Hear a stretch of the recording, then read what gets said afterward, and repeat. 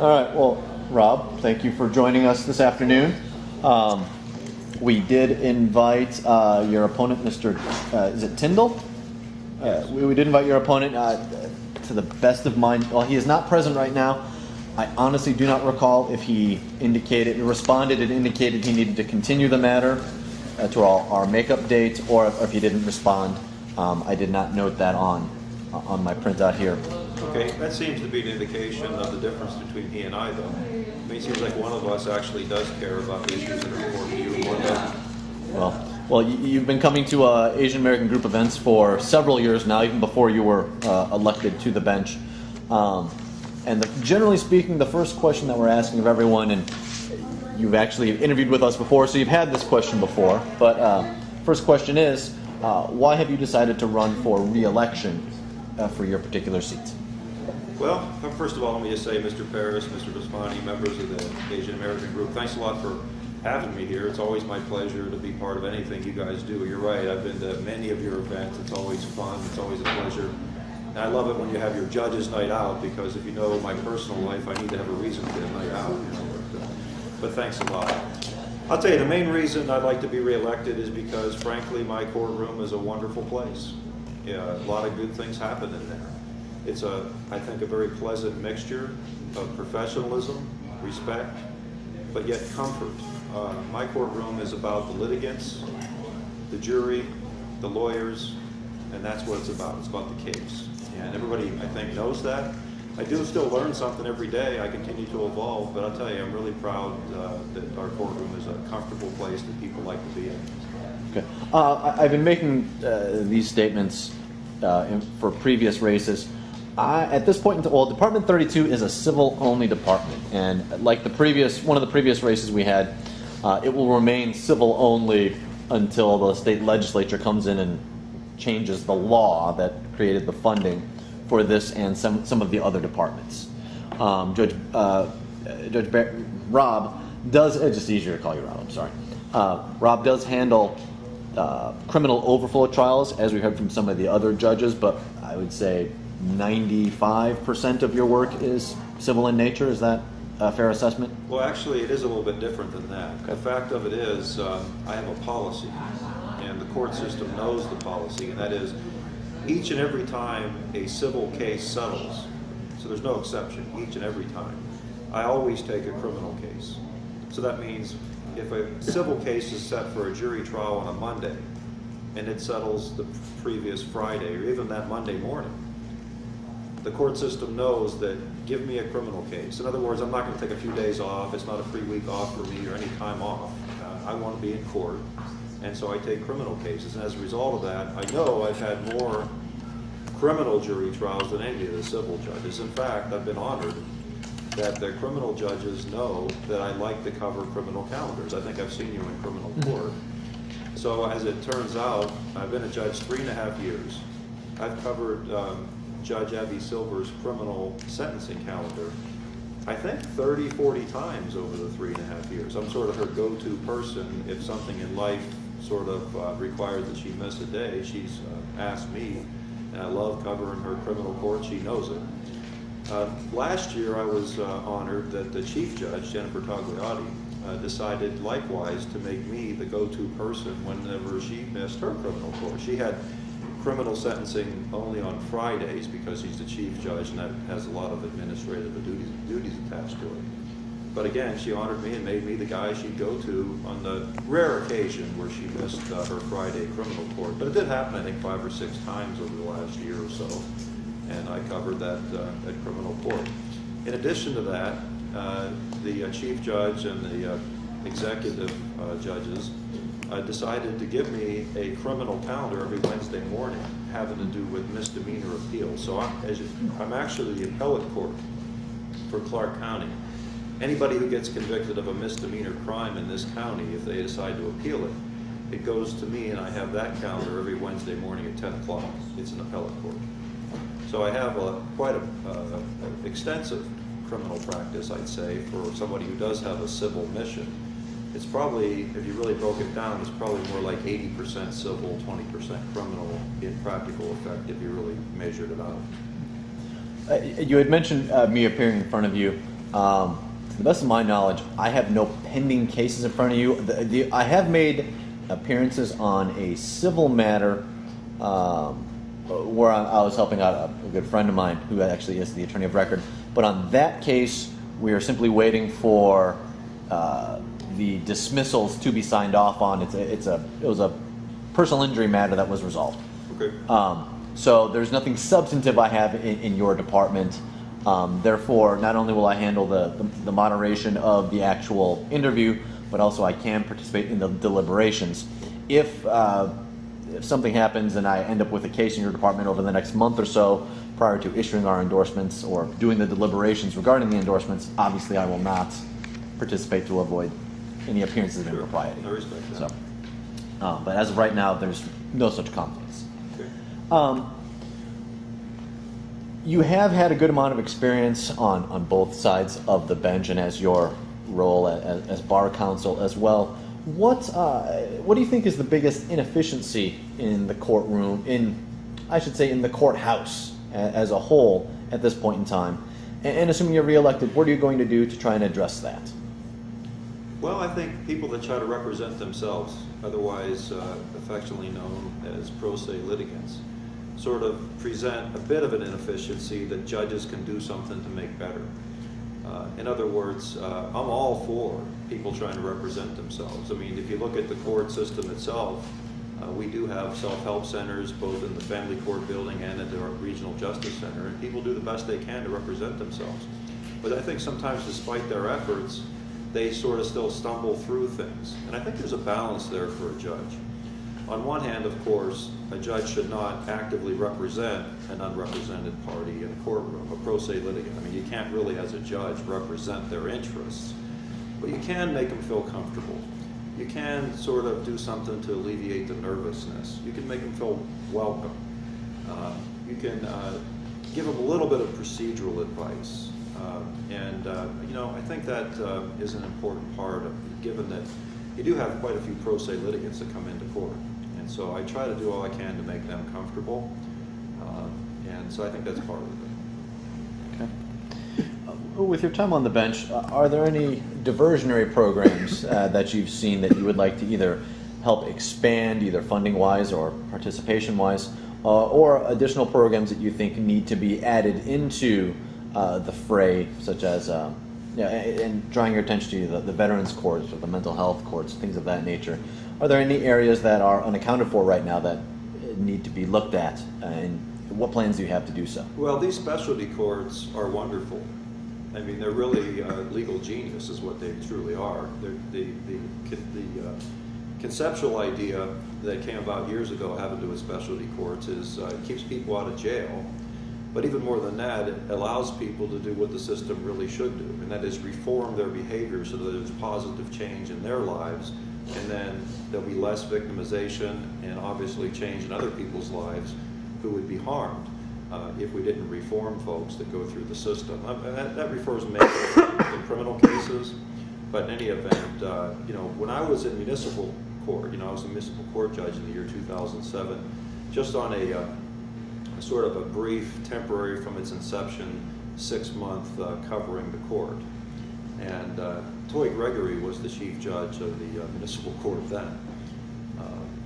And he asked me if I would be the mental health court, specialty court judge for the whole time I was in municipal court. So I did that, and I studied it.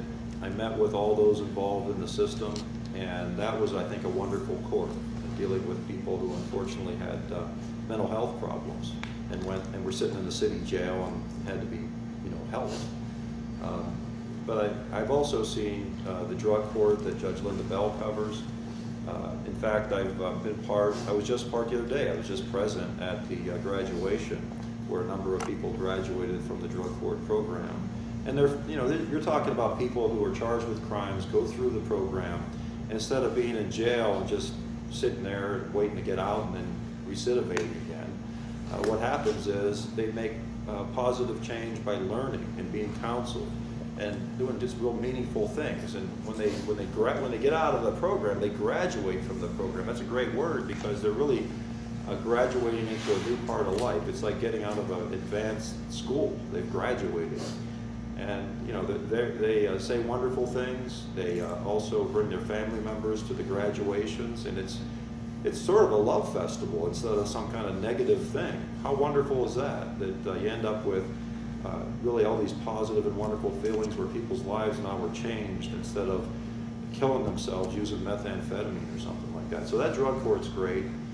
There's also a thing called Hope for Prisoners. I don't know if you guys have dealt with that program, but it's a good one. It's another program similar to that where people who, it mainly involves drug offenders, they go through a program and they learn how to try to treat the problem so they don't have it in their lives anymore. I've actually spoken at their graduation ceremony as well. They actually take an oath when they graduate to be constructive and good citizens, and I've actually administered the oath to them at their graduation. It's called Hope, H-O-P-E. A guy named John Ponder actually runs that program. He's a pretty good guy.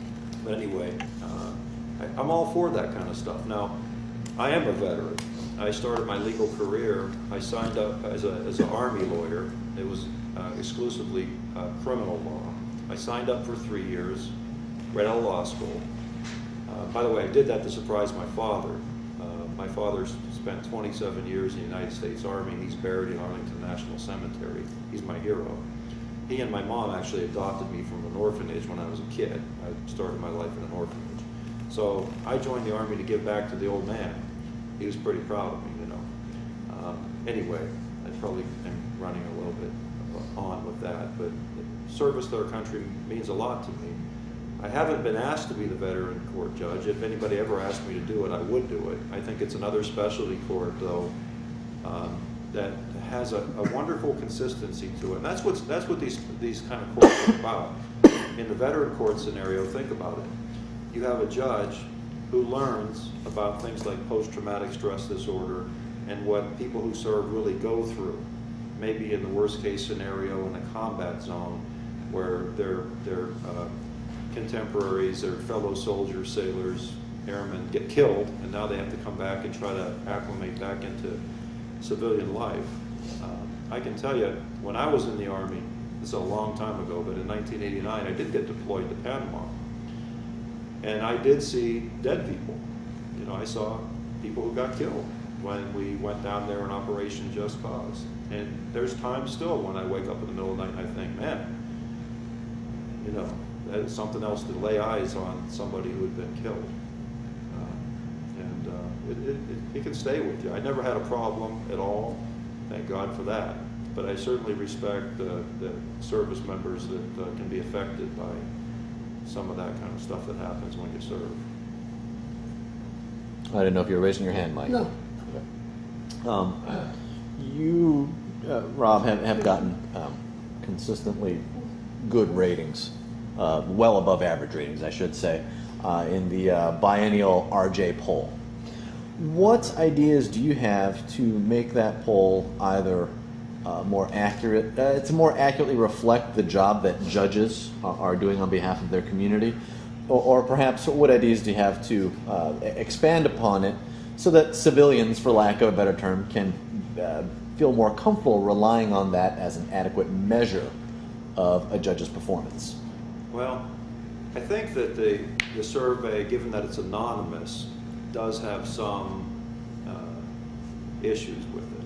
I mean, because there's really no attribution back to the attorneys who say whatever they're going to say. So if somebody has never appeared in your court, but for some reason they don't like you, there's no tracking that way, okay? Perhaps an argument on the converse side can be made. Well, if it's anonymous, then you can say whatever you want. You don't have to worry about any retribution.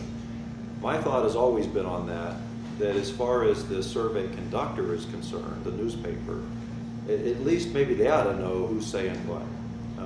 I respect that the judge shouldn't know. I mean, it makes sense that a judge really doesn't need to know who all's saying what about them. But it just seems a little odd to me that in a totally anonymous sense, I think that cuts against it a little bit.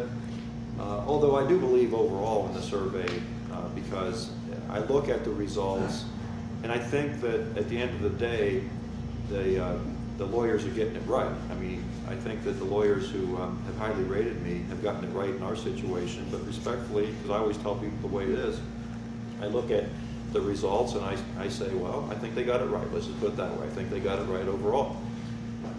If you look at that survey intently,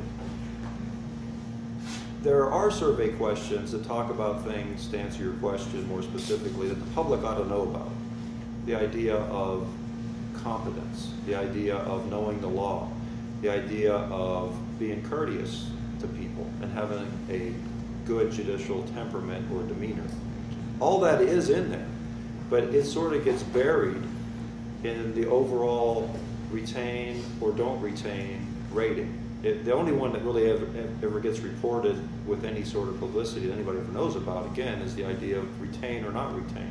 And you're right, the vast majority of lawyers, the 2 times I've been rated, have said retaining. Maybe the effort should be to publicize the idea of competency, courteousness, and the other factors that are really, they are mentioned in that survey. In fact, if you look at, respectfully, my ratings on all those, I'm in the 95th percentile on every one of them. You can go down the list as far as competency, knowing the law, being courteous, and all that sort of stuff. I was lucky enough to have exceptional ratings on all those things too. I just think it has to do with the way that's publicized, because not too many people even know that competency and courteousness and knowing the law and all that kind of stuff is even part of the survey, but it is.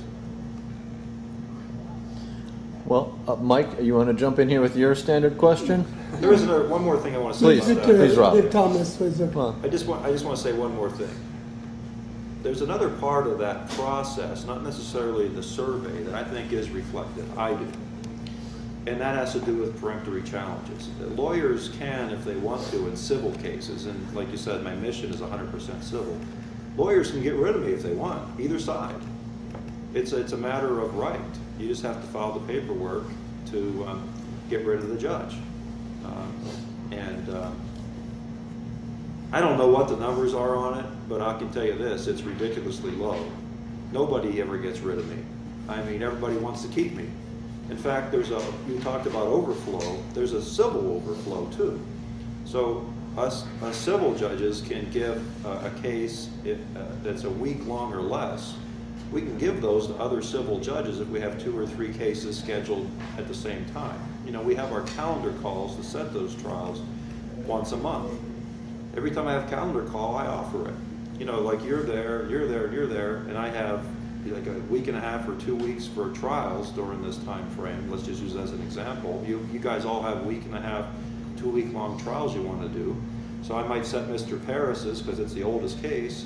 Then I say to you guys, well, how long is your case? And you say, well, I think we can get it done in a week. We can get it done in a week. And you really want to try to do the case. I say to you, well, I can put you in the overflow program where next month you can have the trial, but it would be with another judge. And the lawyers always just say, we don't want to do that. We want to stay right here. We don't want to go anywhere. We're staying here. And so I just think that that's maybe even more reflective than the survey itself. Lawyers just never, once they draw a department, they have a right to get rid of me. That's just the way it is. Nobody ever does it. Why is that? Well, Mike, I think that people like our department because it's not about me there. What can I tell you? It's about the clients, the case, the jury, the lawyers. I know I'm going to get called upon to handle things. Sometimes that's really easy to anticipate because a guy like Mr. Paris will file really comprehensive pleadings to tell me what he anticipates being the issues. I make sure I'm ready for the ones that are easy to anticipate because the lawyers tee it up for you and all the paperwork. Then there's stuff that's not so easy to anticipate. That's where the art form comes in. I mean, I love getting called on to do that kind of stuff. So I will handle things I'm called upon to handle. But, after that, really, I think my role is just to make everybody feel comfortable about being there and keep it about the case and not about me. And everybody knows it. That's the way it is. And it's really a fun experience, I can tell you.